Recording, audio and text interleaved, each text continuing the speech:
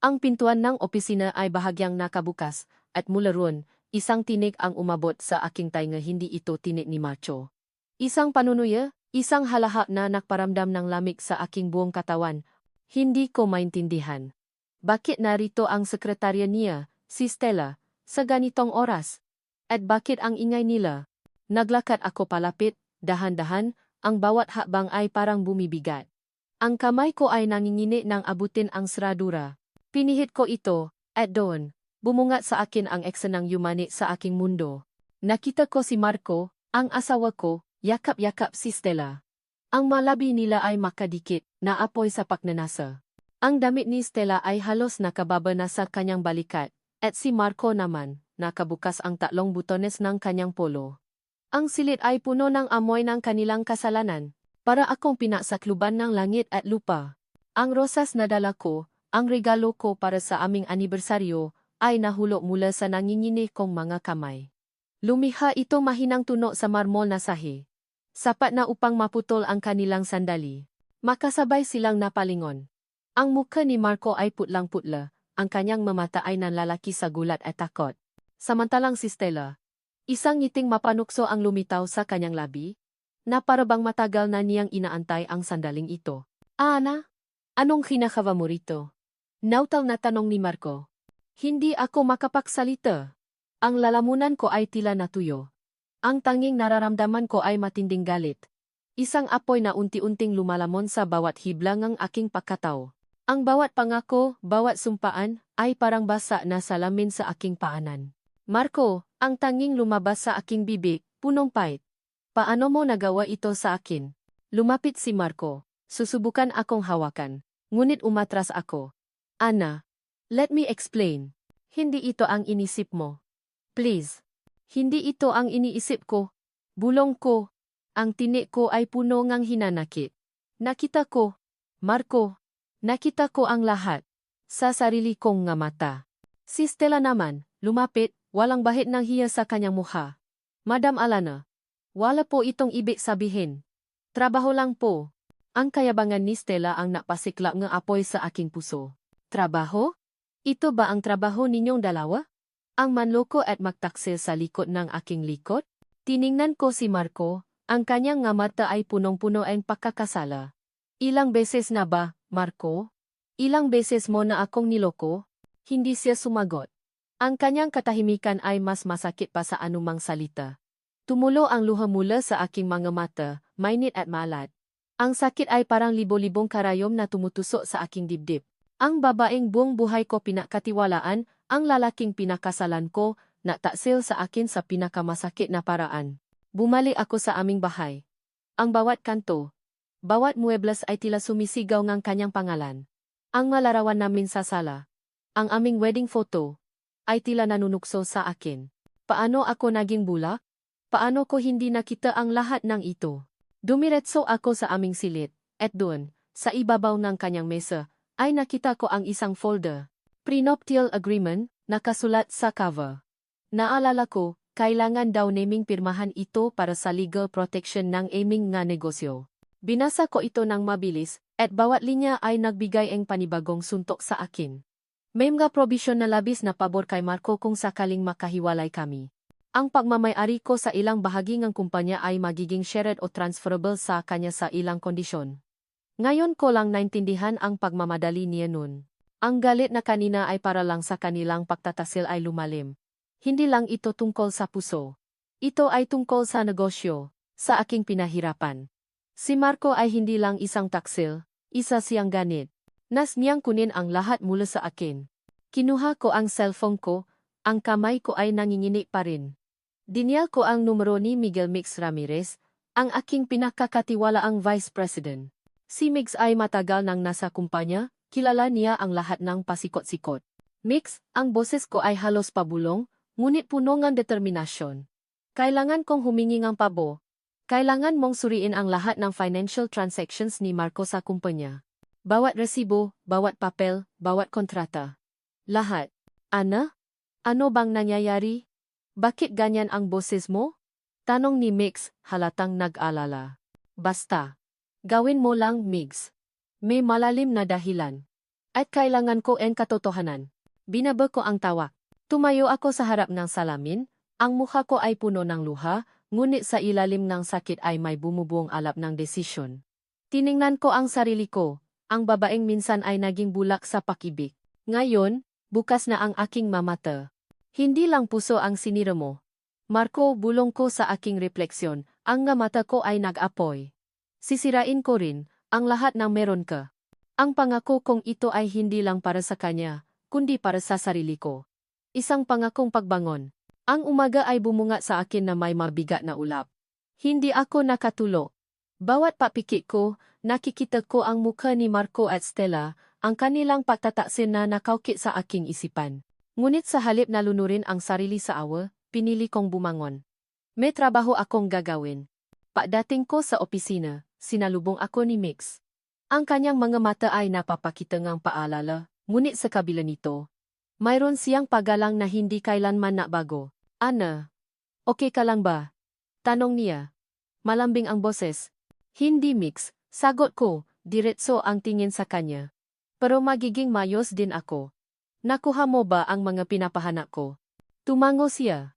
Narito sa folder ang lahat ng records ng financial transactions ni Marco sa kumpanya sa loob ng isang taon. May ilang bagay na nakakagulat. Binuksan ko ang folder at ang bawat pahina ay napapakita ng ebidensya ng kanyang pagnanakaw.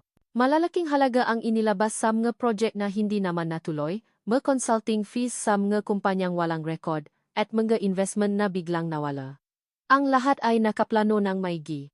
Hindi ito impulsive na decision. Ito ay isang calculated move. Ang galit ko ay lalong tumindi. Hindi lang niya sinira ang puso ko, ninakawan niya pa ako. Ang aming kumpanya, ang aking pinahirapan, ang pamanang aking ama, ay ginawa niyang piggy bank para sa kanyang kalokohan. Mix, sabi ko, ang boses ko ay matigas. Kailangan kong makipagkita sa abogado ko ngayon din. Kailangan kong ipawalang bisa ang lahat ng kontratang ito at ipa-freeze ang lahat ng account ni Marco. Pero Ana, baka magulo ang kumpanya. Mas gugustuhin kong magulo ngayon kaysa mawala ang lahat bukas, putol ko sa kanya. Trust me on this, Migs. Nagtungo kami sa opisina enerhiya kinabogado, si Atty. Castro.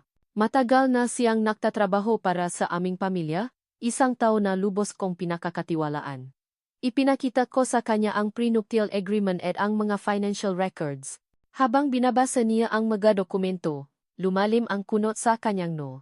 Ana, ito ay napakakomplikado.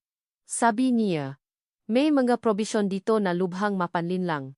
Ang ilang shares mo sa kumpanya ay automatikong may lilipat kay Marco kung sakaling magiwalay kayo. Lalo na kung may moral turpitude sa iyong panik. Moral turpitude? Patataka ko. Pero siya ang nangaliwa. Oh. Pero kung hindi mo mapapatunayan, at kung siya ang unang mahay ng petisyon, maaring baliktarin niya ang sitwasyon, paliwanag ni Atty. Castro. At ang ilang assets ng kumpanya, nakatago sa mga offshore accounts na nakapangalan sa isang shell corporation na may kinalaman sa kanya. Mahirap itong bawiin. Naramdaman ko ang pagdududa. Isang panunuya. Nagawa niya akong lokohin ng ganito katindi. Ang bawat sentimo, bawat ari-arian na pinahirapan ko, ay nasa bingit ng pakawala. Naisip ko ang aking ama. Ang kanyang pawis at dugo na ibinuhos sa kumpanyang ito. Hindi ko hahayaang mawala ito ng gano'n na lang. Habang pawi ako, tumuno ang telepono ko. Si Marco. Hindi ko sinagot. Pagkatapos ng ilang minuto, tumawag ulit.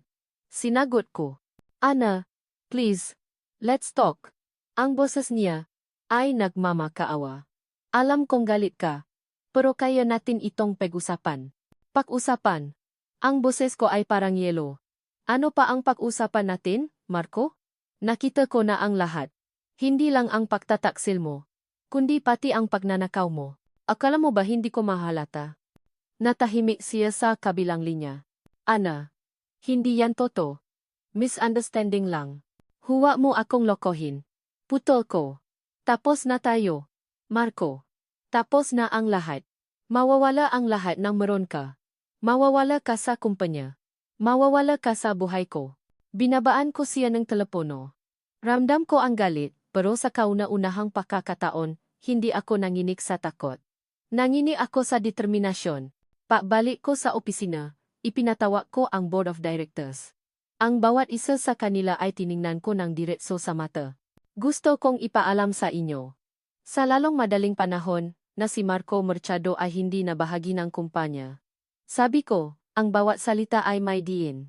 Siya ay tinanggal na sa lahat ng kanyang posisyon at ang kanyang nga ari-arian sa kumpanya ay ipa-freeze. At ganon din si Stella Corpus. Nakaroon ng bulungan sa silid. Ang ilan ay gulat, ang ilan ay nag-alangan. Ngunit ako, nanatili akong matata. Naunawaan kong may magkatanungan kayo, patuloy ko. Ngunit ang desisyong ito ay pinal at hindi mababago. Ang katapatan sa kumpanya ang pinakamahalaga. At kung sino man ang magtangkang sumuway, alam na niya ang mangyayari. Formal akong umalis sa pulong. Iniwan sila na may sapat na impormasyon upang simulan ang proseso. Alam kong may malaking gulo itong idudulot. Ang pamilya Mercado ay makapangyarihan at hindi basta-basta susuko. Ngunit handa na ako. Pagdating ko sa aking opisina, isang malaking brown envelope ang nakalagay sa mesa ko. Walang pangalan ng napadala. Binuksan ko ito nang may pagtataka. Sa loob ay may mga litrato. Mga litrato ni Stella, hindi kasama si Marco, kundi kasama ang isang matandang babae na nakilala ko si Elena Mercado, ang tiyahin ni Marco, isang makapangyarihang figura sa likod ng pamilya. Ang nga litrato ay nagpapakita na tila may malalim na usapan sila sa isang liblib na restauran. Ang ngiti ni Stella ay hindi na ang mapanuksong ngiti na nakita ko, kundi isang ngiti ng tagumpay. Ang aking puso ay bumilis ang tibok. Ito ay mas malalim pa sa inaakala ko. Hindi lang basta pagtataksil ni Marco. May iba pang laro na nangyayari. At ako, nasa gitna akong isang digmaan na hindi ko alam kung paano nagsimula. Ang brown envelope na naglalaman ng litrato ni Stella at Elena Mercado ay nakapatong sa aking mesa, isang tahimik ngunit malakas na paalala ng mas malalim na gulo. Hindi ito basta pagtataksil lang ni Marco. May iba pang laro na nangyayari, at kailangan kong malaman kung ano iyon. Kinabukasan, ipinatawag ko ang isang emergency meeting ng lahat ng executive at department heads. Ang tensyon sa silid ay halos mahawakan. Naroon si Marco, ang muka ay namumula sa galit, at si Stella, na may ngiting mapanukso sa kanyang labi, na para bang wala siyang ginawang masama. Tumayo ako sa gitna ng silid. Ang aking tini ay matata. Walang bahid ng takot o pag-alinlangan. Salamat sa inyong pagdalo. May mahalaga akong ipapalam sa inyo. Tiningnan ko si Marco ng diretso sa mata. Mula ngayon, si Marco Mercado ay hindi na bahagi ng kumpanyang ito. Ang kanyang maposisyon bilang COO at miyembro ng board ay agad na tinatanggal. Ang lahat ng kanyang access sa mga account at impormasyon ng kumpanya ay i-revoke. Nagkaroon ng bulungan. Si Marco ay tumayo, ang kanyang makamaw ay nakakuyom. Ana, anong kalokohan ito? Hindi mo ito magagawa. Ako ang asawa mo. Ang asawa kong taksil at mananakaw, sagot ko, walang emosyon sa aking boses. Ang iyong maaksyon ay hindi nakatanggap-tanggap sa kumpanyang ito. At ganon din sa iyo, Stella Corpus. Napalingon ako kay Stella. Ang kanyang ngiti ay biglang nawala, napalitan ng pagkabigla. Ako? Madam Alana? Bakit ako? Para sa pakikipagsabuatan sa pananakaw at panloloko sa kumpanya, tugon ko. Ikaw ay tinatanggal din, epektibo ngayon. Hindi tumatatapos dito, Ana. Sigaw ni Marco, ang kanyang boses ay puno ng banta. Pagsisisihan mo ito. Sisirain ko ang pangalan mo. Sisirain ko ang kumpanya mo. Subukan mo, hamon ko, ang aking mga mata ay nag-apoy. Dahil handa akong lumaban, at tinitiyak ko sa iyo. Marco, wala kang matitira. Lumabas ako en silid, iniwan silang tulala. Ang aking puso ay kumakabo ng malakas, ngunit ito ay sa galit, hindi sa takot. Pagkatapos pulong, ipinatawag ko si Stella sa aking opisina. Gusto kong malaman ang katotohanan sa likod ng litrato. Stella, simula ko, kalmado ngunit may diin. Alam ko ang tungkol sa iyo at kay Marco. At alam ko rin ang tungkol sa iyo at kay Elena. Ang kanyang mukha ay namutla. Hindi ko po alam ang sinasabi ninyo, Madam Alana. Huwag mo akong lokohin. Sabi ko, inilabas ang nga litrato at inihagis sa mesa. Nakita ko kayo.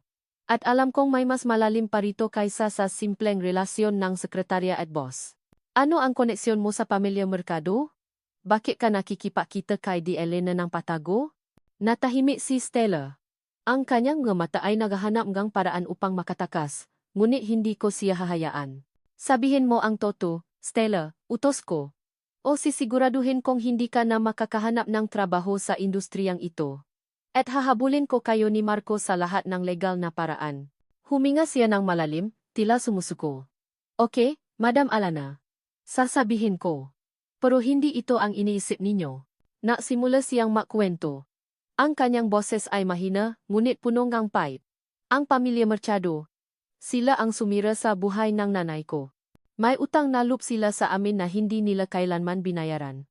Ang nanay ko ay naging kasambahay nila ng matagal, at pinangakuan siya ng tulong para sa pag-aral ko. Pero nang mamatay ang nanay ko, tinalikuran nila kami. Pinabayaan nila kami. Si Elena. Tanong ko. Siya ang pinakamasama sa lahat, sagot ni Stella, ang kanyang mata ay naapoy sa galit. Siya ang naplano ng lahat. Gusto kong makita silang magdusa. Gusto kong kunin ang lahat mula sa kanila, tulad ng ginawa nila sa amin. Naramdaman ko ang isang kakaibang pakiramdam. Hindi ko inaasahan ang kwentong ito. May bahagi sa akin na nakaramdam ng kaunting empatiya, ngunit ang galit sa kanyang ginawa ay mas nangingibabaw. Kaya ginamit mo si Marco? Tanong ko. Si Marco ay madaling manipulahin. Sabi ni Stella. Walang bahid ng pagsisisi. Ang kanyang pagiging ganit at pagiging mahina ang kanyang kahinaan. Madali siyang gamitin para sa aking plano. Anong plano? Ang sirain ang pamilya Mercado mula sa loob, sagot niya. Ang kanyang mata ay puno ng determinasyon. Ang kumpanya ninyo ay isa langsam nga paraan. Ang layunin ko ay mas malaki pa. Pinawi ko si Stella. Ang kanyang masalita ay umalingaw-ngaw sa aking isipan. Ang kwento niya ay nagbigay ng bagong dimensyon sa sitwasyon. Hindi lang ito tungkol sa akin at kay Marco. Ito ay tungkol sa isang matagal ng hidwaan sa loob ng pamilya Mercado. Kinabukasan, ipinatawa ko si Mix. Ikinuwento ko sa kanya ang lahat ng sinabi ni Stella. Kaya pala, sabi ni Mix, ang kanyang noo ay nakakunot. May mga bulong-bulungan na nun pamantungkol sa mga lihim ng pamilya Mercado. Sila ay mayaman at makapangyarihan, pero marami silang tinatago. Ang Di Elena ay kilala sa kanyang pagiging manipulative. Kailangan nating maging maingat, Ana, hindi lang ito basta labanan sa negosyo. Ito ay personal para sa kanila. Alam ko, sagot ko. Pero hindi ko hahayaang sirain nila ako. Hindi ko hahayaang mawala ang kumpanyang ito. Habang nag-uusap kami, tumuno ang telepono ni Mix. Ang kanyang muka ay biglang nabago. Ana, si Di Elena. Gusto kang kausapin. Nasa lobby siya, kasama ang kanilang abogado. Naramdaman ko ang paktas NG adrenaline. Ito na. Ang pamilya Mercado ay gumaganti. Papasukin mo sila, sabi ko, ang aking boses ay matatag. Haharapin ko sila? Pumasok si Di Elena sa aking opisina. Ang kanyang muka ay matigas, puno ang pagmamataas. Kasama niya ang kanyang abogado, si Atty. Salazar, isang kilalang legal counsel sa siyudad. Alana, sabi ni Di Elena, ang kanyang boses ay malamig. Ano itong ginagawa mo sa aking pamangkin? Ang pagtanggal kay Marco sa kumpanya ay isang malaking pagkakamali. Sisirain nito ang reputasyon ng aming pamilya, at hindi namin ito hahayaan. Ang reputasyon ng inyong pamilya ay sinira na ni Marco sa kanyang sariling aksyon, sagot ko, kalmado. At hindi ko hahayaang sirain niya ang kumpanya ko. Mayroon kaming prenuptial agreement, sabi ni Atty. Salazar, inilabas ang isang kopya. At malinaw na nakasaad doon ang mga provision. Kung magpapatuloy ka sa paatake kay Marco, haharap ka sa matinding legal na laban. At sisiguraduhin naming mawawala sa iyo ang lahat. Naramdaman ko ang paglamig na aking makamay. Ang banta ay totoo. Ang pamilya Mercado ay makapangyarihan. Ngunit hindi ako susuko. Hindi ninyo ako matatakot, sabi ko. Ang aking mata ay nakatingin ng diretso kay Di Elena. Alam kong may mas malalim pa rito. At sisiguraduhin kong malalaman ng lahat ang katotohanan. Pagkatapos nilang umalis, bumalik ako sa aking mesa. Ang aking isip ay naguguluhan. Ang laban na ito ay mas malaki kaysa sa inaakala ko. Habang nakatingin ako sa folder na naglalaman ng malitrato ni Stella at Di Elena, napansin ko ang isang bagay na nakalagay sa ilalim ng folder. Isang lumang sobra, kulay dilaw, na may nakasulat na pangalan. Stella Corpus. Binuksan ko ito. Sa loob ay isang lumang papel, tila isang kopya ng birth certificate. At doon, nakita ko ang pangalan ng ama. Don Ricardo Mercado. Ang aking hininga ay huminto. Don Ricardo Mercado. Ang yumaong patriarca ng pamilya Mercado. Ang ama ni Marco. Si Stella ay anak ni Don Ricardo? Ibig sabihin magkapatid sila ni Marco? Ang pakabigla ay bumalo sa akin. Ang lahat ng ito ay mas komplikado kaysa sa inaakala ko. Ang lumang birth certificate ni Stella Corpus na naglalaman ng pangalan ni Don Ricardo Mercado bilang ama ay tila isang bomba na sumabo sa aking harapan. Ang pakabigla ay pumalit sa galit. Hindi lang ito isang labanan para sa kumpanya o isang paghihiganti sa pagtataksil. Ito ay isang madilim na lihim ng pamilya Mercado. Ang piraso ng puzzle ay unti-unting nabubuo at ang larawan ay mas malala kaysa sa naisip ko. Don Ricardo Mercado? Bulong ko. Hindi makapaniwala. Ang ama ni Marco? Kung gayon, makapatid sila ni Stella. Hindi ako nakakilos. Ang magkamay ko ay nangingini habang paulit-ulit kong tinitigan ang dokumento. Ang bigat ng impormasyong ito ay halos dumuro sa akin. Ang galit kay Stella ay nahaluan ng pakalito at counting hour. Ang kanyang pagiging mapanukso at determinadong manakit ay marahil ay may malalim na ugat sa kanyang nakaraan. Tumunaw ang telepono ko. Si Migs. Ana, okay ka lang ba? Ang tahimik mo, tanong niya. Migs, ang boses ko ay halos hindi marinig. May nakita ako. Isang birth certificate. Kay Stella. Ang ama niya. Si Don Ricardo Mercado. Nakaroon ng mahabang katahimikan sa kabilang linya. Pagkatapos, narinig ko ang mahinang pahinga ni Mix. Kung totoo yan, Ana, mas malalim ang ugat ng lahat ng ito kaysa sa inaakala natin. Ang pamilya Mercado. Maraming silang tinatago.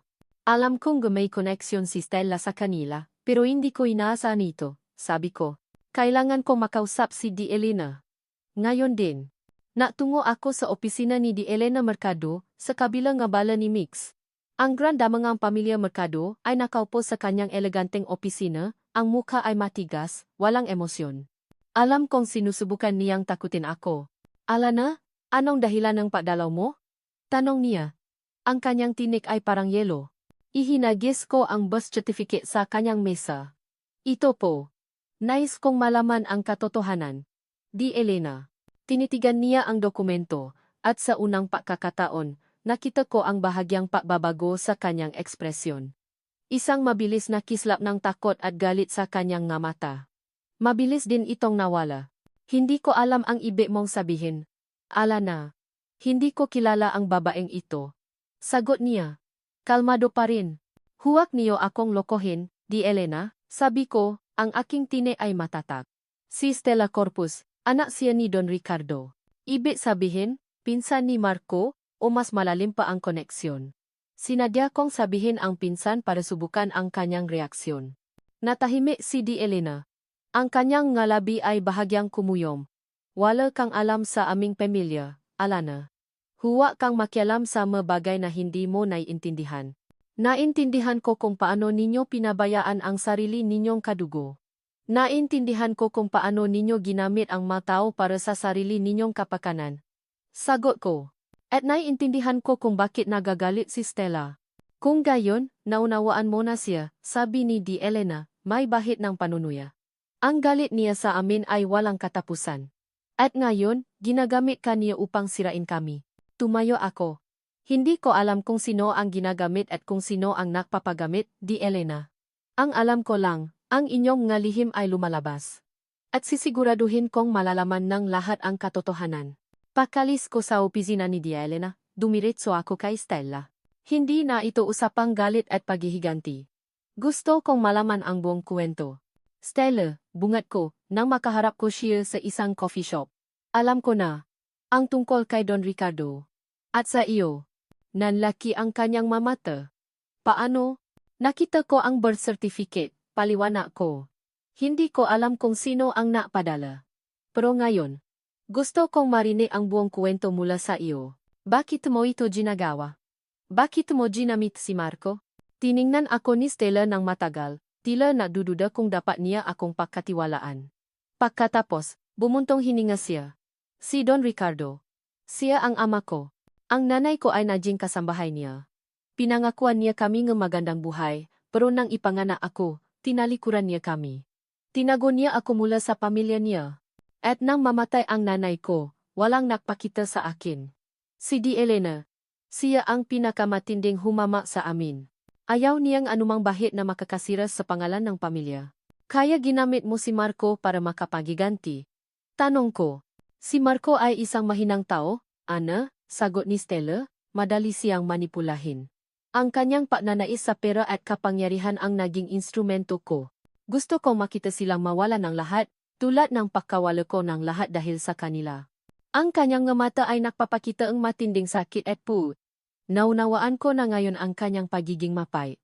Ngunit hindi ito nangangahulugan na tinatanggap ko ang kanyang nga ginawa sa akin. Kahit na ako ang naging collateral damage. Tanong ko, may bahid ng hinanakit. Hindi siya sumagot. Ang kanyang katahimikan ay nagsalita para sa kanya. Hindi ko hahayaang mawala ang kumpanya ko, Stella, sabi ko. Kung may balak ka pa ring sirain ito, haharapin kita. Makaiba tayo ngang laban, pero pareho tayong biktima ng pamilya Mercado. Umalis ako, ang aking isip ay patuloy na naguguluhan. Ang laban na ito ay hindi lang tungkol sa paghihiganti. Ito ay tungkol sa justice, at sa paghahanap ng kapayapaan sa gitna ng lahat ng kaguluhan. Kinagabihan. Habang nasa opisina ako, sinubukang kausapin ako ni Marco sa telepono. Ana, nalaman ko ang tungkol kay Stella. Ang boses niya ay nagmamakaawa. Nakamali ako. Patawarin mo ako. Hindi ko alam na gagamitin niya ako. Huwag kang makunwari na inosente, Marco, sagot ko, punong pagkabigo. Alam mo ang ginawa mo. Hindi lang siya ang may kasalanan dito. Nagdesisyon kang ipakanulo ako. Tinanggap mo ang lahat ng benepisyo. Ngayon, harapin mo ang kahihinatnan. Binabaan ko siya ng telepono. Walang lugar sa puso ko para sa kanya. Ang kanyang napamamakaawa ay huli na. Pagkatapos ng ilang oras ng pag-isip at pagtatrabaho sa magkapapeles, dumating si Migs. Ang kanyang mukha ay seryoso. Ana, may problem, sabi niya. Ang financial records na nakuha natin, mayroon pa ring malalaking halaga na nawawala. At ang shares mo sa kumpanya, may hidden clauses na sinubukan nilang i-activate. Kung hindi tayo makakahanap ng paraan, malaki ang posibilidad na mawawala sa iyo ang majority shares ng kumpanya. Tiningnan ko siya, ang aking puso ay bumigat. Ang pagod at sakit ay biglang bumalik. Ito ang pinakamasamang balita. Ang pagtataksil na ito ay mas malalim pa sa inaakala ko. Ang lahat ng aking pinahirapan ay nasa bingit ng pakawala. Ibig sabihin, malapit na akong mawalan ng lahat. Bulong ko. Ang tini ay puno ng kawalan ng paasa. Ang balita ni Migs ay parang isang malaking bato na bumaksa sa aking dibdib. Ang lahat ng aking pinahirapan, ang kumpanyang itinayo ng aking ama, ay nasa bingit ng pakawala. Ang pagod at sakit na matagal kong pinipigilan ay biglang bumalik, lumamon sa akin. Umupo ako sa aking upuan. Ang makamay ko ay nakahawak sa aking ulo, at naramdaman ko ang pagdaloy ng luha. Ibig sabihin, malapit na ako mawalan ng lahat. Bulong ko, ang tinig ay puno ang kawalan ng pag-asa. Ang tanong ay hindi para kay Migs, kundi para sa sarili ko. Paano ako naging ganito kabulag? Paano ko hinayaan na mangyari ito? Hindi ko na napansin ang paglabas ni Migs. Ang mundo ko ay tila umikot, at ang tanging naririnig ko ay ang tunog ng aking sariling pahinga. Ang mapada ng opisina ay tila lumiliit, at pakiramdam ko ay nasasakal ako. Ang lahat ng aking pangarap, ang aking maplano para sa kumpanya, ay naglalaho na parang usok. Ang telepono ko ay patuloy na tumutunog. Mga tawa mula sa mga investors, mga partners, at mga miyembro ng board. Alam kong kailangan kong sagutin ang mga ito, kailangan kong maging matata. Ngunit sa sandaling iyon, wala akong lakas. Naramdaman ko ang pabagsak ng aking balikat, ang pagina ng aking tuhod. Ang Alana Reyes Mercado na matatag at walang takot ay tila nawala. Ana, nandiyan ka ba? Narinig ko ang boses ni Gail. Ang aking matalik na kaibigan. Hindi ko namalaya na nakapasok na siya sa aking opisina. Lumapit siya sa akin. At sa sandaling iyon, hindi ko na napigilan ang sarili ko. Yumakap ako sa kanya, at doon, bumuhos ang lahat ng luha na matagal kong pinipigilan. Gela. Ang boses ko ay basak. Wala na. Mawawala na ang lahat. Ang kumpanya. Ang lahat ng pinahirapan namin ni Papa. Hinaplos ni Gail ang aking laikot. Sesheh, Ana. Huwag kang magsalita ng ganyan. Hindi pa tapos ang laban. Hindi ka pa nawawalan ng lahat. Pero Gail, ang ma-investors, ang ma-shares. Sinabi ni Mix na. Alam ko, putol niya. Nakausap ko si Mix. Pero hindi ibig sabihin na wala ng paasa. Naalala mo ba noong nagsisimula pa lang kayo ni Papa? Ilang beses kayong muntik nang bumaksak? Ilang beses kayong nahirap? Pero bumangon kayo, Ana. Kasi matatak ka. Kasi reyes ka. Ang nga salita ni Gail ay parang isang mainit na kumot na bumalot sa akin. Naalala ko ang kwento ni Papa, ang kanyang pagpupusigi, ang kanyang determinasyon na itayo ang kumpanyang ito mula sa wala. Hindi ko pwedeng hayaang masira ang lahat dahil sa pagtataksil ng isang marko. Pinunasan ko ang aking mga luha. Pero paano? Gail. Ang lakas ng pamilya Mercado. At ang maginawa ni Marco at Stella, napakalaking ng pinsala. Hindi ka nag-isa. Ana, sabi ni Gail, tinitigan ako ng diretso sa mata. Nandito ako. Nandiyan si Mix. At marami pang tao ang naniniwala sa iyo at sa kumpanya mo. Kailangan mo lang bumangon. Kailangan mong lumaban. Sa mga sandaling iyon, naramdaman ko ang unti-unting pagbalik ng aking lakas. Tama si Gail. Hindi pa tapos ang laban. Kung bumaksa ako ngayon, ibig sabihin, nanalo si Marco. At hindi ko hahayaang mangyari iyon. Nang gabing iyon, dumating si Mix sa aking opisina. May dala siyang nga papel at isang laptop. Ang kanyang mukha ay seryoso, ngunit may kislap ng paasa sa kanyang nga mata. Ana, may plano ako, sabi niya. Matindi ito, at kailangan ng malaking tiwala. Pero tingin ko, ito lang ang paraan para maligtas ang kumpanya. Umupo ako sa tapat niya, handang makinig. Ano yon, Mix? Kailangan nating mak-restructure ng buong kumpanya. Paliwanag niya. Inilalatak ang diagram.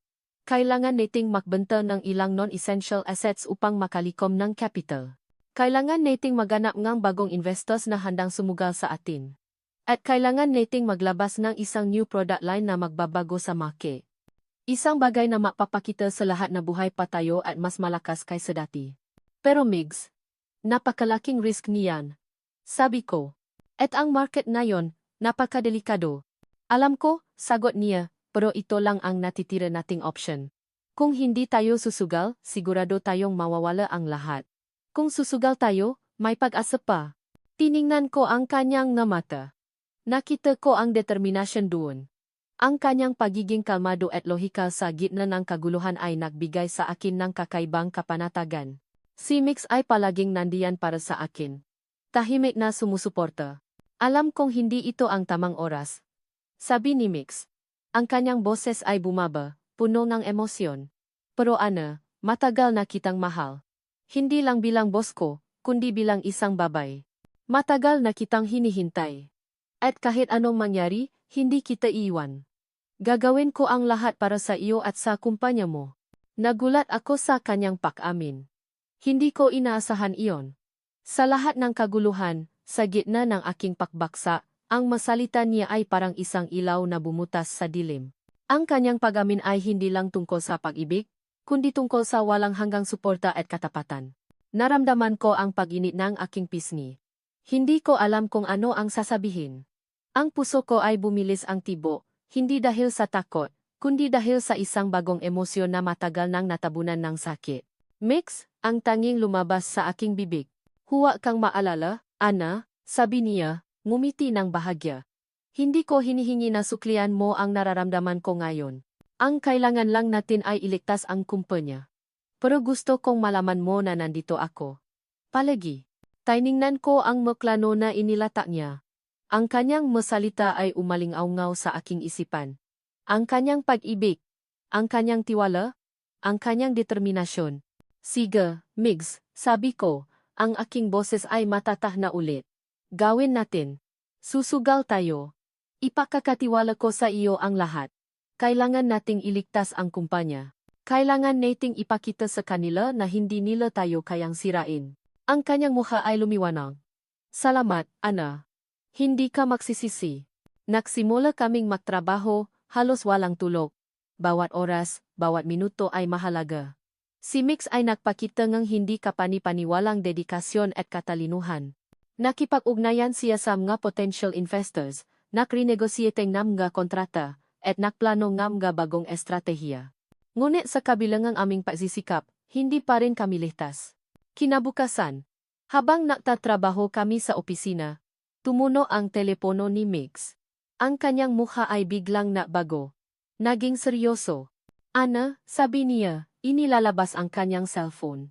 May bagong article sa online news, galing sa isang anonymous source. Tungkol sa kumpanya mo. At sa iyo. Kinuha ko ang cellphone niya. Ang headline ay malaki at nakakagulat. CEO N. Reyes, Mercado Group, nasa bingit ng pagbagsak dahil sa personal na eskandalo. Malihim na utang at pagkalugi, ibinunyag. Ang artikulo ay puno ng kasinungalingan, mapinalaking impormasyon, at mga akusasyon na naglayong sirain ang aking reputasyon at ang kumpanya. Malinaw na gawa itong pamilya Mercado. Ang aking puso ay kumabo ng malakas. Hindi lang nila kami sinisiraan sa negosyo, sinisiraan din nila kami sa publiko. Ito ay isang all-out war. Ang balita tungkol sa online article ay parang malami na tubig na ibinuhos sa aming mga ulo. Nakita ko ang pagbaksa ng balikat ni Ana, ang pagkawala ang kislap sa kanyang mata. Sa sandaling iyon, naramdaman ko ang isang matinding pagkapit sa aking dibdib. Hindi ko hahayaang masira siya. Hindi ko hahayaang mawala ang lahat ng kanyang pinahirapan. Ang kanyang sakit ay sakit ko rin. Ana, huwag kang susuko, sabi ko. Ang boses ko ay matatak, kahit na ang puso ko ay kumakabo ng malakas. Ito ang gusto nila. Gusto nilang makita kang bumaksak. Pero hindi tayo papayag. Kinuha ko ang laptop ko at sinimulang ay monitor ang social media at news outlets. Ang mga komento ay nakalat, puno ng pagdududa at paninira. Ang pamilya Mercado ay gumagamit ng lahat ng kanilang impluwensi upang durugin si Ana. Ngunit sa bawat negatibong komento, lalong lumalakas ang aking determinasyon. Mix, paano natin ito lalabanan? Tanong ni Ana. Ang kanyang boses ay mahina. Sa katotohanan, Ana, sagot ko. At sa pagpapakita sa kanila na hindi tayo madaling patumbahin. Nagsimula kaming matrabaho ng walang pahinga. Ang aming maliit na team ako, si Gail, at ilang piling empleyado na lubos naming pinakakatiwalaan ay naging aming sandata. Ang opisina ay naging aming war room, and K-Pet Energy Drinks ang naging aming gasolina. Ang unang habang ay ang pagpapakalma sa mga investors. Ako ang nanguna sa mga calls at meetings.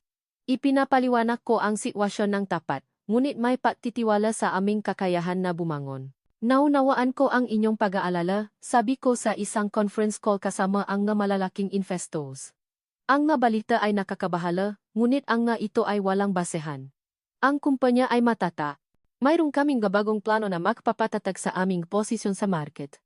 Marami ang nagdududa, ngunit mayroon ding ilan na naniniwala. Ang katapatan at dedikasyon ni Ana sa kumpanya ay hindi may tatanggi.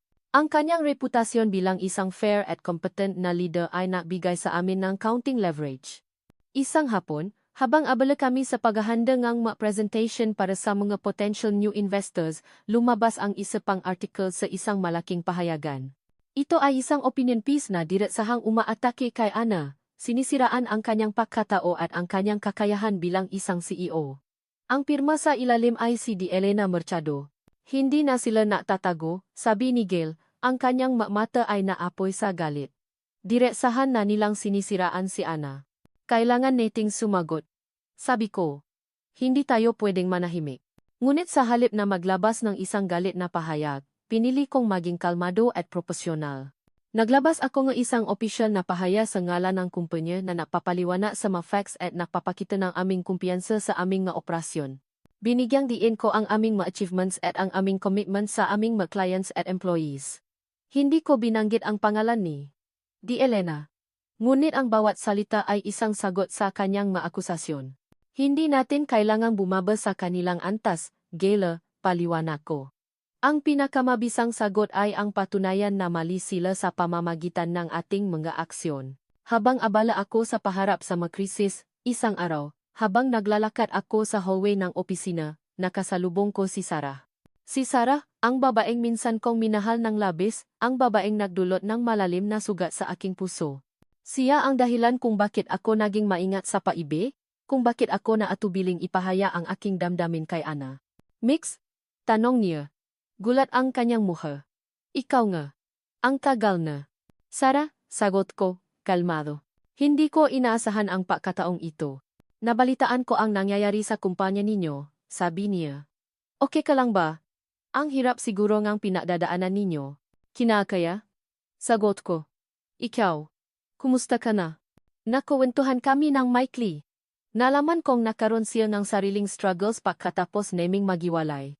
Ang kanyang masalita ay nagbigay sa akin ng closure na matagal ko nang hinahanap. Ang sakit na naramdaman ko noon ay unti-unting naglaho. Napalitan ng pag-unawa. Sana maging masaya ka, Mix, sabi niya bago kami magiwalay. Deserve mo ang lahat ng maganda. Ang pagtatako po namin ni Sarah ay nagbigay sa akin ng panibagong lakas. Napatunayan ko sa sarili ko na kaya kong humarap sa akin nakaraan ng walang takot. Kung kaya kong harapin ang sakit na dulot ng nakaraang pag-ibig, mas lalo kong kayang harapin ang mga hamon sa kasalukuyan. Ang aking pag-ibig kay Ana ay totoo, at hindi ko hahayaang ang nakaraan ang humadlang sa aming kinabukasan. Isang gabi, pagkatapos mahabang araw trabaho, dinalaw ko si Ana sa kanyang opisina. Nakita ko siyang nakatulog sa kanyang mesa, napagod sa lahat ng pagsubok. Dahan-dahan akong lumapit, at kinumutan siya. Naramdaman niya ang aking presensya at dahan-dahang nagising. Mix? Anong oras na? Gabi na, sagot ko, ngumiti. May magandang balita ako. Ibinigay ko sa kanya ang financial report. Nakahanap tayo ng bagong investor, Ana, isang malaking firm na handang sumuga sa atin. At ang ating new product line, nakakuha na tayo ng approval para sa prototype. May pag-asa pa, Ana. Malaki ang pag-asa. Ang kanyang nga mata ay lumiwanag. Ang pagod sa kanyang mukha ay unti-unting napalitan ng kislap ng paasa. Totoo ba? Mix, hindi ka nagbibiro. Totoo, sagot ko. Pinahirapan natin ito. At sa wakas, nagbubunga ang ating pagsisikap. Tiningnan niya ako ng matagal. Ang kanyang nga mata ay punong pasasalamat at isang bagong emosyon na hindi ko pa nakikita noon. Ang kanyang ngiti ay nagbigay sa akin ng kakaibang init sa aking puso. Salamat Mix, bulong niya. Hindi ko alam kung anong gagawin ko kung wala ka. Nandito lang ako, Ana, sabi ko. Ang aking puso ay puno ng pagmamahal. Palagi. Sa mga sumunod na araw, unti-unting bumabalik ang kumpanya sa dati nitong sigla. Ang mga employees ay muling nakaramdam ng pag-asa. Ang new product line ay inilunsad, at nakakuha ito ng magandang reception sa market. Ang nga balita tungkol sa aming pagbangon ay nagsimulang kumalat, at ang nga paninira ng pamilya Mercado ay unti-unting nawawalan ng bisa. Isang gabi, habang naghahanda ako para umuwi, nakatanggap ako ng isang anonymous email. Binuksan ko ito. Sa loob ay isang video file. Pinindot ko ang play. Ang video ay malabo, tila kinunan mula sa malayo. Ngunit malinaw kong nakita ang dalawang figura. Si Stella Corpus at si Elena Mercado. Nausap sila sa isang liblib na lugar, ang kanilang mga muka ay seryoso. Mayroon silang hawak ng mga papeles. At sa huling bahagi ng video, nakita kong may ibinigay si Elena kay Stella isang maliit na USB drive. Ang kanilang pausap ay tila tungkol sa isang bagong plano. Ang kanilang mangiti ay puno ng panunuya. Ang aking puso ay bumilis ang tibok. Hindi pa tapos ang laban. May bago silang binabala. Ang video na ipinadala kay Migs ay patuloy na umalinggaw na sa aking isipan. Ang mukha ni Stella at Elena, ang kanilang lihim na pausap, at ang USB drive na ipinasa lahat ay napapatunay na may mas malalim pa sa likod ng lahat ng pinagdaanan ko. Hindi ito basta pagtataksil lang nga asawa ko. Ito ay isang malaking scheme na matagal ng pinlano. Migs, kailangan nating suriin ito ng maigi, sabi ko, ang aking tinig ay puno ng determinasyon. Ang USB drive na yan, baka naroon ang lahat ng ebidensya. Makasama naming pinanood ang video ng paulit-ulit, sinusubukang basahin ang kanilang nalabi, sinusubukang intindihin ang bawat galaw. Si Elena ay tila ang utak sa likod ng lahat, ang kanyang mga mata ay puno ng panunuya. Ang kanyang mga galaw ay puno ng kapangyarihan. Si Stella naman, tila isang pawn lamang sa kanyang laro, ngunit may sariling agenda. Si Elena ay kilala sa kanyang pagiging manipulative. Ana, sabi ni Mix, ang kanyang noo ay nakakunot. Marami siyang koneksyon sa iba-ibang sektor, lalo na sa politika at negosyo. Kung siya ang nasa likod ng lahat, mas malaking kalaban ito kaysa sa inaakala natin. Ang pagkabigla ay napalitan ng matinding put. Ang pag-isip na ginamit lang kami ni Di Elena, na ang aking buhay at kumpanya ay naging bahagi lang ng kanilang madilim na laro, ay nakpasitlap ng apoy sa aking puso. Ngunit sa pagkakataong ito, hindi ito bulak na galit. Ito ay isang galit na may kasamang matalas na paisip. Kailangan kong makausap si Stella. Sabi ko, ang aking desisyon ay pinal. Kailangan kong malaman ang buong katotohanan mula sa kanya. Hindi na bilang isang kaawe, kundi bilang isang tao na maaring biktima rin ng Di Elena. Nagulat si Mix. Sigurado ka, Ana? Baka delikado. Kailangan kong gawin ito, Mix, sagot ko. Kailangan kong malaman ang lahat bago tayo lumaban. Kailangan nating malaman ang lahat ng kanilang moves. Kinabukasan, nakipakita ako kay Stella sa isang liblib na coffee shop, malayo sa mga matang mapanuri. Ang kanyang mukha ay payat, at may bahid ng pagod. Hindi na siya ang mapanusong Stella na nakita ko noon. Alam ko na ang tungkol sa iyo at kay Di Elena, simula ko, kalmado. Nakita ko ang video. At alam kong may mas malalim pa rito kaysa sa paghihiganti mo lang sa pamilya Mercado. Natahimik si Stella. Ang kanyang mga mata ay naghahanap ng paraan upang makatakas, ngunit wala siyang mahanap.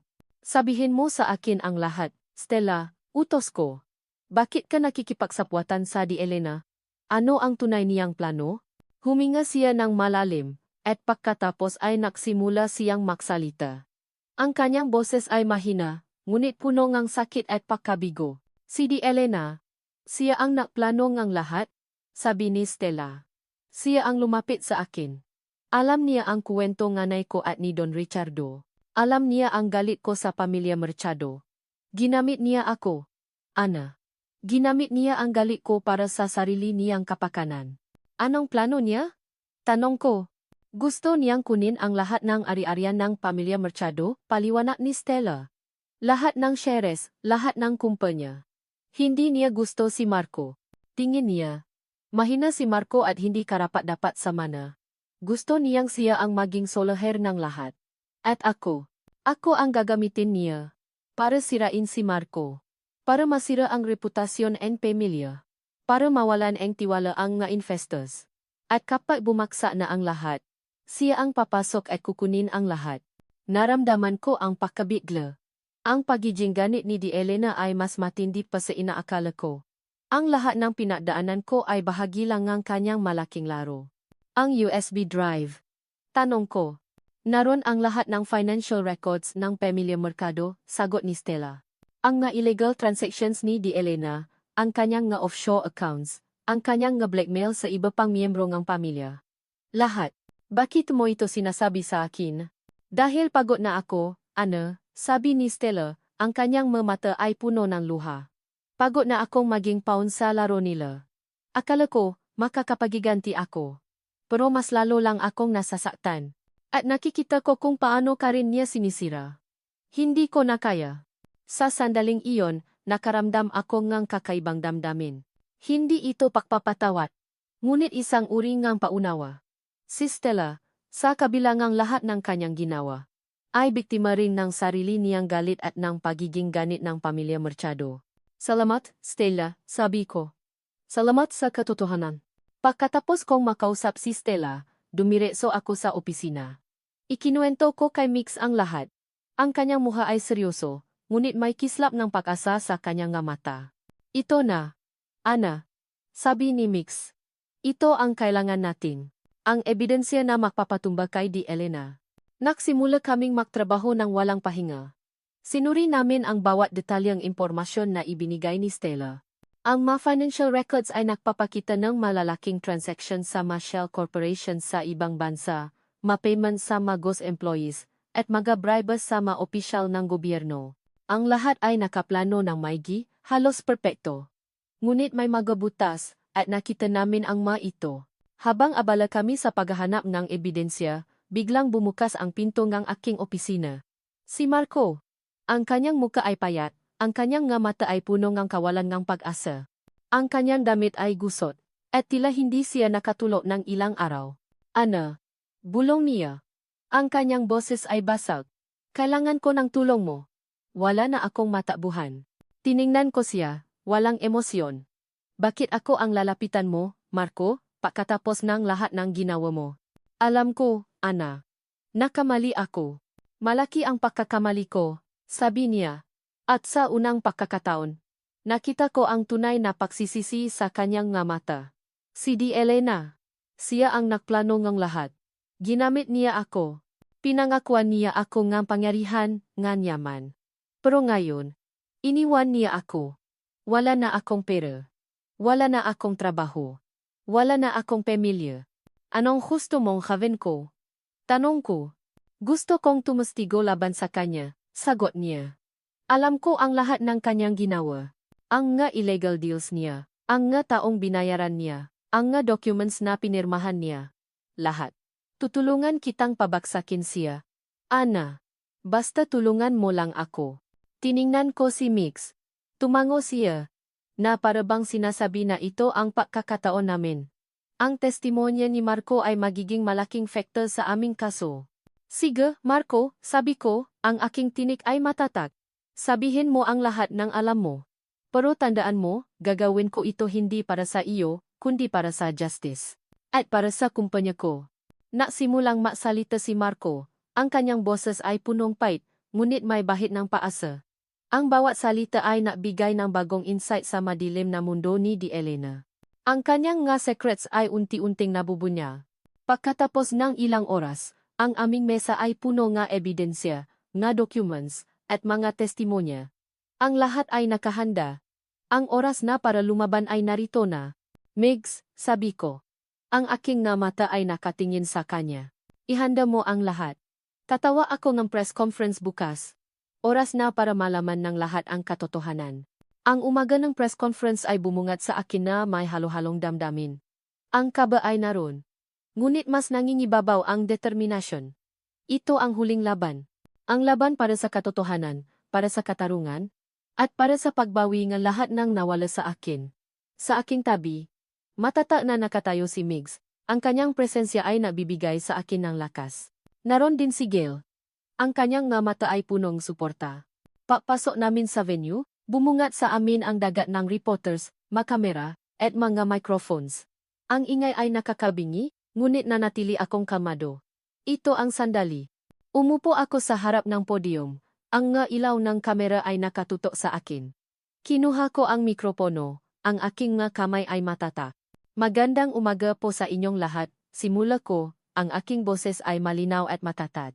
Narito po ako ngayon upang ibunya ang katotohanan sa likod ng mapaninira at kasinungalingan na ibinabato sa akin at sa aking kumpanya. Sinimulan kong ilata ang lahat ng ebidensya. Ang mga financial records na nagpapakita ng illegal transactions ni Di Elena, ang nga shell corporations na ginamit niya, ang nga bribes sa mga opisyal. Ang bawat salita ay may kasamang documentary evidence na ay pinapakita sa malaking screen sa likod ko. Ang mga reporters ay abala sa pakuha ng litrato at pagtatala. Ang lahat ng ito ay pinlano ni Elena Machado, patuloy ko, ang aking tinig ay puno ng galit ngunit kontrolado. Ginamit niya ang kanyang pamangkin, si Marco, at maging si Stella Corpus, ang kanyang sariling pamangkin sa dugo, upang sirain ang aking kumpanya at ang aking reputasyon.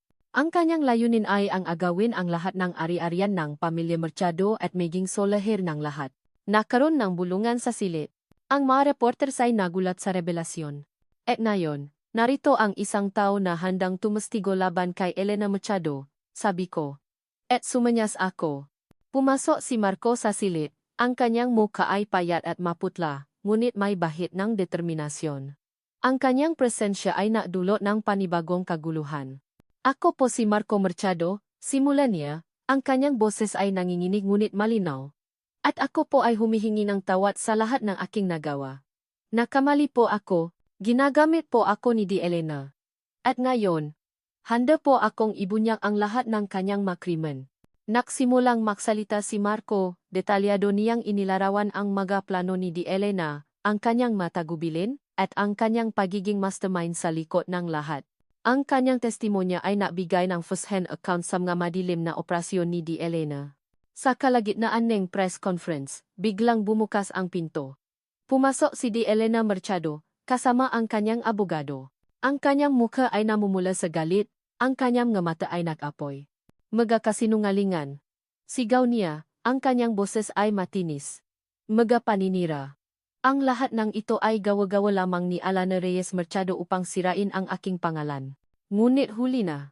Ang mga ebidensya ay naroon na. Ang testimonya ni Marco ay malinaw.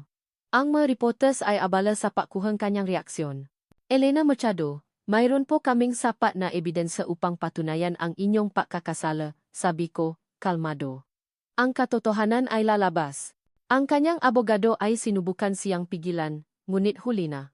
Ang kanyang galit ay lumabas na sa publiko. Ang kaso ay dinala sa korte. Ang nga ebidensya ay napakalakas. Ang testimonya ni Marco, kasama ang nga documents na nakuha namin mula kay Stella, ay nagpapatunay sa lahat ng akusasyon laban kay Di Elena. Ang pamilya Mercado ay sinubukan siyang ipatanggol, ngunit ang bigat ng ebidensya ay hindi nila kayang pasinungalingan. Pagkatapos na ilang linggo ng paglilitis, dumating ang hatol. Ang korte ay nagdedeklara na si Elena Mercado ay nagkasala sa makasong fraud, embezzlement, at conspiracy, basa ng hukom. Siya ay sinentensyahan ng pagkakakulong at pagbabayad ng malaking halaga ng danyos. Ang pagbasa ni Di Elena ay mabilis at kumpleto. Ang kanyang kapangyarihan at impluensya ay naglaho na parang bula. Para naman kay Marco, dahil sa kanyang pagtutulungan sa korte at sa kanyang pagsisisi, ang kanyang sentensya ay nabawasan. Ngunit kailangan pa rin niyang harapin ang nga kahihinatnan ng kanyang nga aksyon. Si Stella naman, dahil sa kanyang pagtutulungan at sa kanyang kwento, ay nabigyan ng pagkataon na maksimulang muli, bagaman mayroon pa rin siyang nga kasong haharapin. Ang aking kumpanya ay unti-unting bumalik sa dati nitong sigla. Ang tiwala ng mga investors ay bumalik. Ang aking pangalan ay nalinis. Ang lahat ng nawala sa akin ay unti-unting nabawi. Ngunit sa kabilang ng tagumpay, mayroon pa ring bahagi sa akin na kailangan ng closure. Isang araw, nagpasya akong dalawin si Marco sa kulungan. Ang kanyang muka ay payat na payat. Ang kanyang mamata ay walang kislap. Hindi na siya ang Marco na kilala ko. Ang Marco na puno ng yabangan at paknanasa. Umupo ako sa tapat niya, sa pagitan namin ay ang salamin. Kumusta ka, Marco? Tanong ko. Okay lang, sagot niya. Ang kanyang boses ay mahina. Nagbabayad ako sa aking magkasalanan. Nagsisisi ka ba sa lahat ng ginawa mo? Tumingin siya sa akin. Ang kanyang mga mata ay puno ng luha. Oh, Ana. Nagsisisi ako. Lahat. Ang pagtataksil ko sa iyo. Ang pagnanakaw ko. Ang pagiging ganit ko. Akala ko, ang pera at kapangyarihan ang magpapasaya sa akin. Pero wala akong natira. Wala akong pamilya. Wala akong kaibigan. Wala akong kahit ano. Naramdaman ko ang kaunting kirot sa aking puso. Ang kanyang pagsisisi ay tila toto. Pinapatawad kita. Marco, sabi ko, ang aking boses ay kalmado. Hindi dahil sa karapat-dapat ka sa pagpapatawad, kundi dahil kailangan ko itong gawin para sa sarili ko. Kailangan kong palayain ang sarili ko mula sa galit at pe. Kailangan kong magpatuloy. Nanaki ang kanyang mga mata.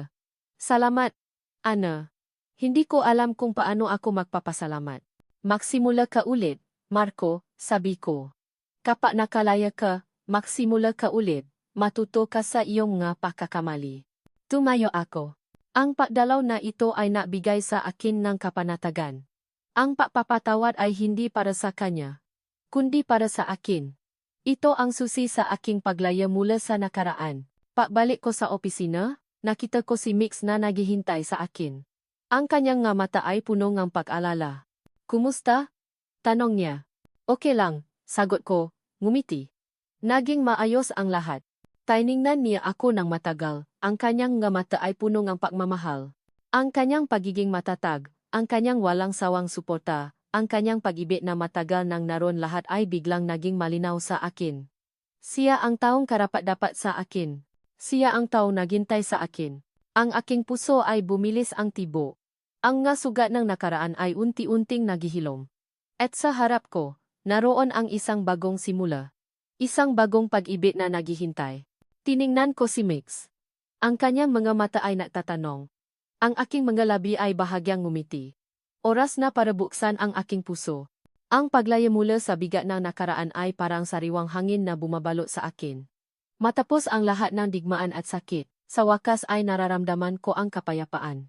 Ang kumpanya ay unti-unting lumalakas, mas matatag kaysa dati. Ang aking pangalan ay nalinis.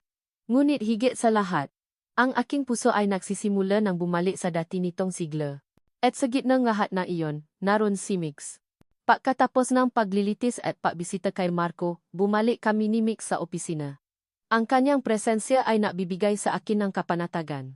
Tiningnan ko siya. At ang nasalita niya noon sa gitna ng krisis ang kanyang paamin ng paibig ay muling umalingaw-ngaw sa aking isipan. Mix, simula ko. Ang aking boses ay bahagyang nanginginig. Salamat sa lahat. Hindi ko alam kung ano ang gagawin ko kung wala ka. Ngumiti siya, ang kanyang nga mata ay puno ng pagmamahal. Ana, hindi kita kailanman iwan. Lumapit ako sa kanya. At sa unang pagkakataon, hindi ako nag-atubili. Niyakap ko siya ng mahigpit. Naramdaman ko ang init ng kanyang yakap, ang pagmamahal na matagal niyang tinago. Hindi ito ang nagmamadali at mapanlinlang na yakap ni Marco. Ito ay totoo, mapayapa, at puno ng paggalang. Sa masumunod na buwan, ang Reyes Mercado Group ay muling umusbong. Sa pangunguna namin ni Mix, ang kumpanya ay hindi lamang nakabangon kundi lumago pa. Ang aming bagong product line ay naging matagumpay. At nakakuha kami ng mabagong partners na naniniwala sa aming vision. Si Mix ang naging kanang kamay ko, ang aking kasama sa bawat desisyon, bawat tagumpay. Isang hapon, habang naglalakad ako sa labas ng opisina, nakita ko si Stella. Nakaupo siya sa isang bench, payat pa rin ang kanyang mukha, ngunit may kakaibang kapayapaan sa kanyang mga mata. Sa huling hearing ng kanyang kaso, binigyan siya ng Korte ng Community Service at Probation bilang pakilala sa kanyang pagtutulungan. Lumapit ako sa kanya. Stella? Nagulat siya. Ana, kumusta ka? Okay lang ako, sagot ko. Ikaw? Bumuntong hininga siya. Mahirap pa. Pero nagsisimula na akong maging mayos. Naghahanap akong paraan para makapasimula ulit. Napatanto ko, ang paghihiganti ay hindi kailanman nagdadala ng kapayapaan. Mas lalo lang akong sinasaktan. Tiningnan ko siya. Wala na akong nararamdamang galit. Ang nakaraan ay tapos na. Sana maging maayos ang lahat para sa iyo, Stella. Salamat, Ana, sabi niya. At sa unang pagkakataon, nakita ko ang tunay na ngiti sa kanyang labi. Patawad sa lahat ng nagawa ko. Ngumiti ako. Pinapatawad na kita. Ito ay isang tunay na pagpapatawad, isang pagpapalaya para sa aming dalawa. Isang weekend, dinala ako ni Mix sa Tagaytay. Ang hangin ay sariwa at malamig, at ang tanawin ng Taal Volcano ay nakakapawi ng pagod. Ito ang paborito naming lugar, kung saan kami madalas mapunta upang maisip at maplano. Naglakad kami sa isang liblib na bahaging garden, kung saan nakatanaw kami sa magandang view. Si Mix ay biglang huminto. Ana, sabi niya. Ang kanyang tinig ay seryoso. Matagal ko itong pinag-isipan. Matagal kitang hinintay. Napano kitang lumaban, napano kitang bumangon. At sa bawat sandali, mas lalong lumalim ang pagmamahal ko sa iyo. Lumuhod siya sa aking harapan. Kinuha ang isang maliit na kahon mula sa kanyang bulsa. Ang aking puso ay kumabo ng malakas. Alana Reyes Mercado, sabi niya. Ang kanyang mga mata ay puno ang pag-asa at pagmamahal. Will you marry me? Will you allow me to spend the rest of my life making you happy? Ang aking mamata ay napuno ng luhang saya. Hindi ito ang uri ng proposal na puno ng dior at palabas. Ito ay totoo, tapat, at puno ng pagmamahal. Ito ang taong nagtiwala sa akin nang wala nang nagtitiwala. Ang taong nagbigay sa akin ng paasa ng pakiramdam ko ay nawawala na ang lahat. Oh, Mix. Sagot ko. Lumuluha.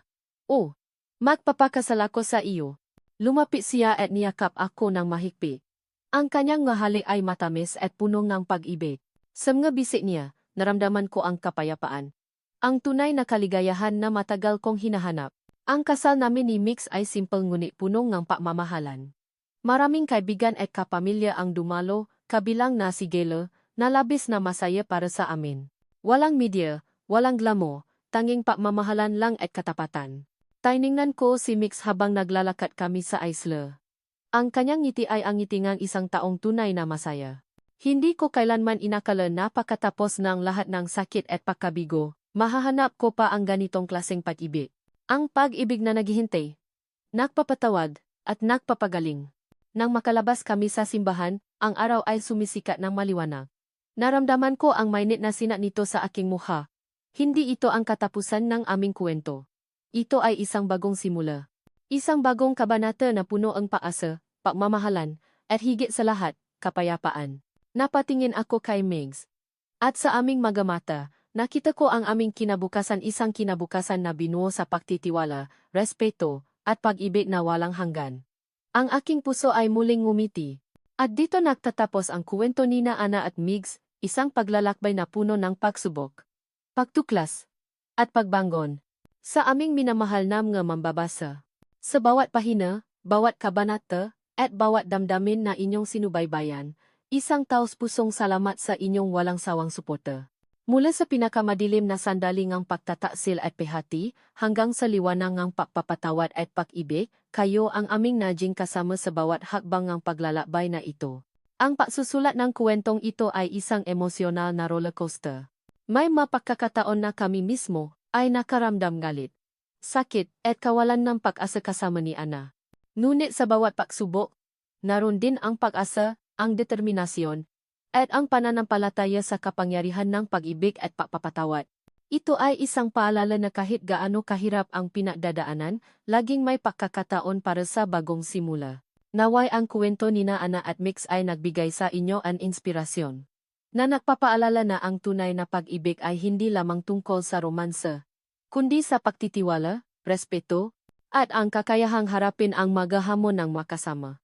Ang pagpapatawad ay hindi lang para sa taong nakamali, kundi para sa sarili nating kapayapaan. At ang pag-asa, ito ang bituin na gumagabay sa atin sa pinakamadilim na gabi. Salamat muli sa pagiging bahagi ng aming mundo. Ang inyong mga komento at reaksyon ang nagbibigay buhay sa bawat karakter at bawat eksena. Nais naming marinig ang inyong mga salobin at damdamin sa kwentong ito. Ano ang pinakagusto ninyo? Ano ang inyong naramdaman? Malaya po kayong magbahagi. Hanggang sa muli at maraming salamat. Nagmamahal. Kilik Kada TV.